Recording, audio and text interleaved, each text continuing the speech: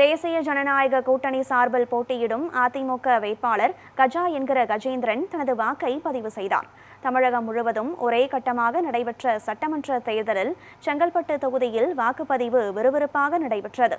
இந்நிலையில் தேசிய ஜனநாயக கூட்டணி சார்பில் போட்டியிடும் அதிமுக வேட்பாளர் கஜா என்கிற கஜேந்திரன் வாக்களித்து தனது ஜனநாயக கடமையை ஆற்றினார். பின்னர் செய்தியாளர்களை சந்தித்த அவர் மக்கள் ஆர்வமுடன் வாக்கு செலுத்தி வருவதாகவும் முதலாவதாக சென்று தான் வாக்கு செலுத்தியதாகவும் தெரிவித்தார்.